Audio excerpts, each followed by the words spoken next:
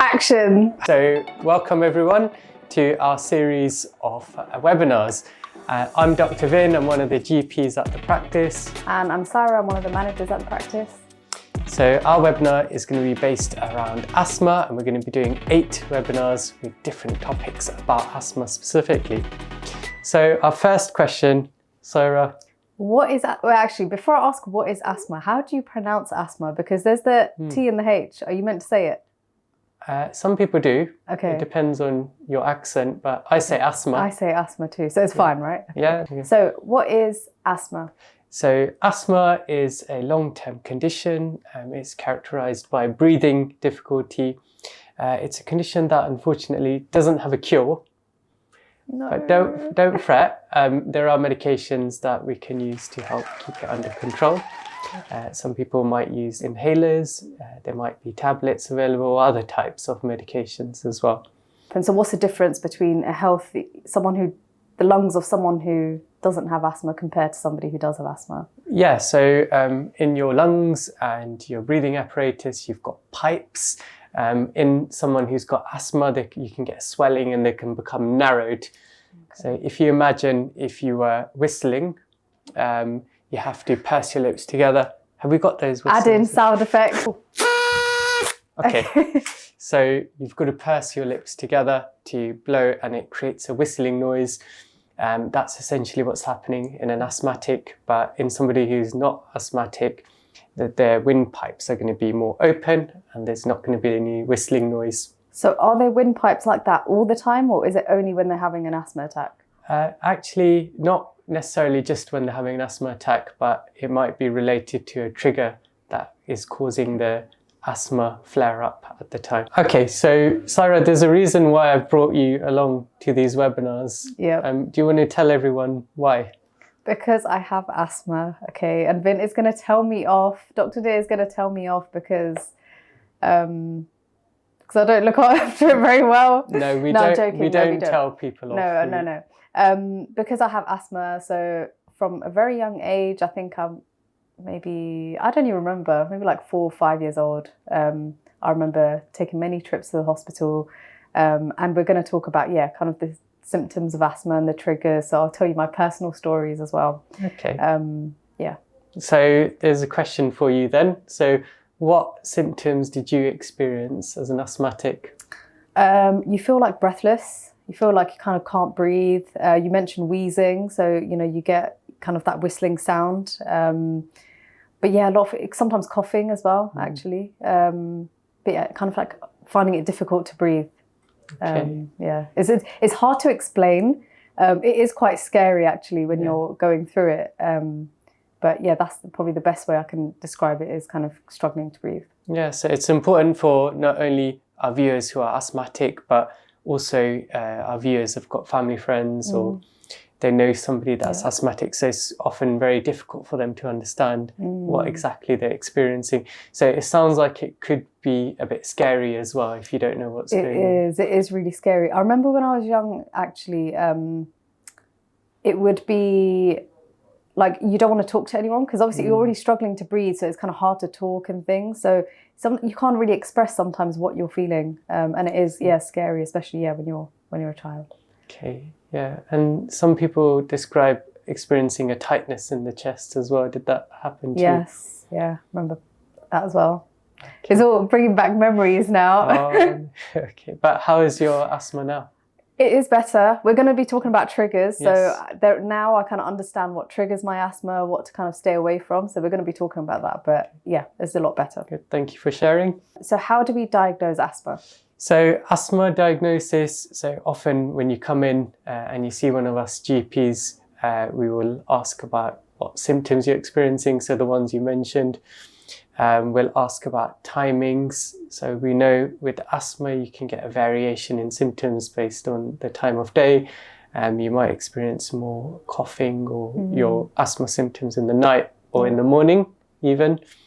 It might be related to triggers, what we're going to discuss later on. But sometimes the asthma diagnosis is not easy, right? So everyone varies from person to person.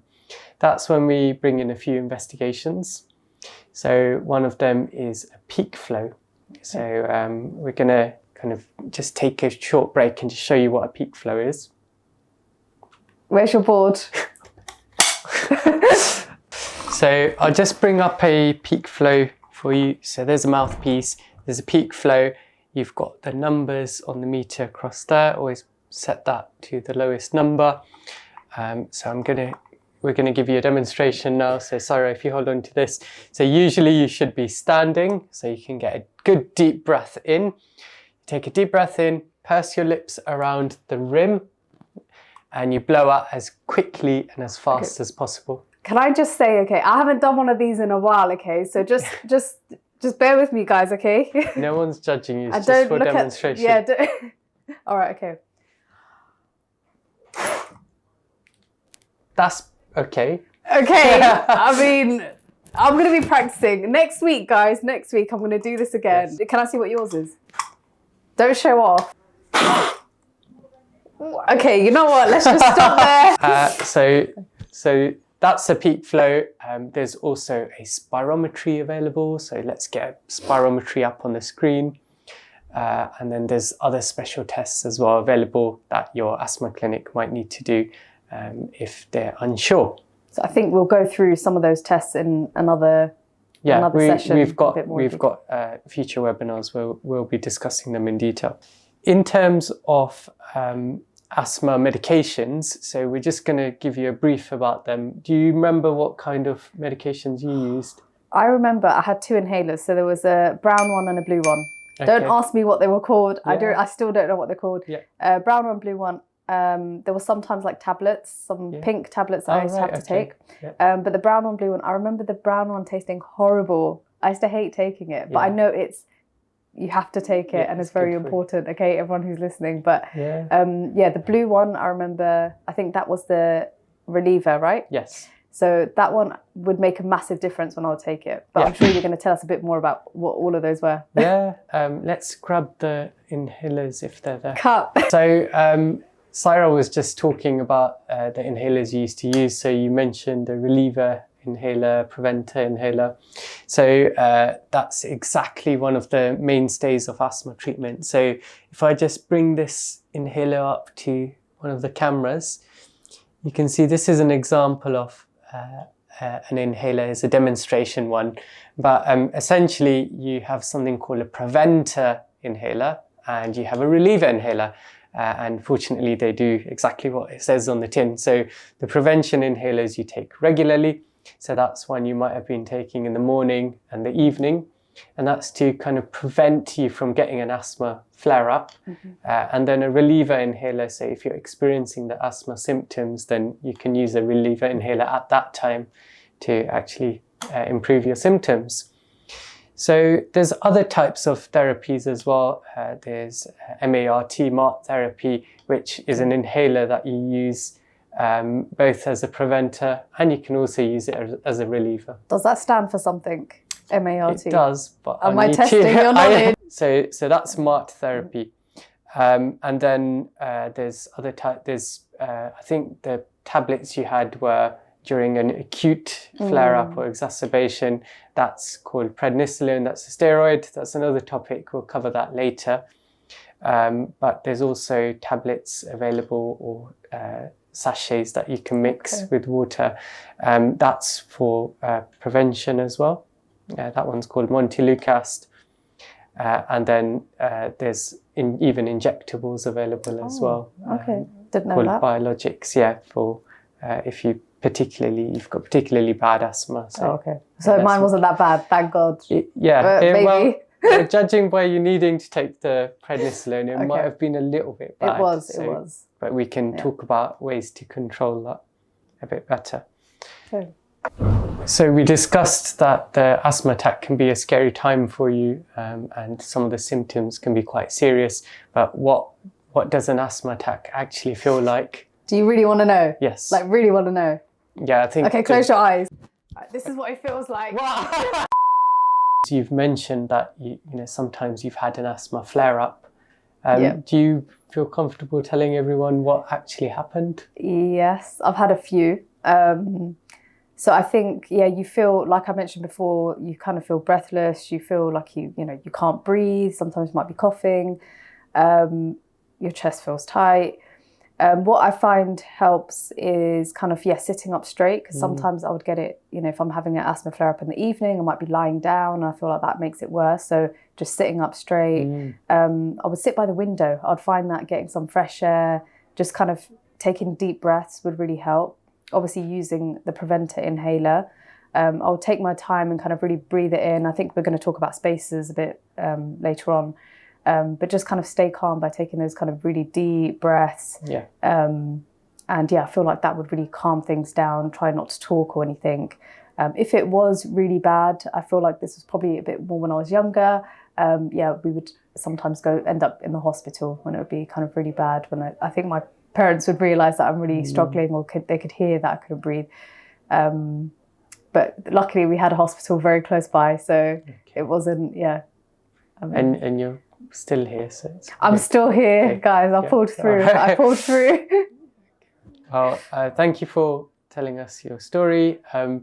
Sitting up definitely helps. If you or somebody you know who is experiencing an asthma attack, then these top tips should help you. So number 1, sit up straight.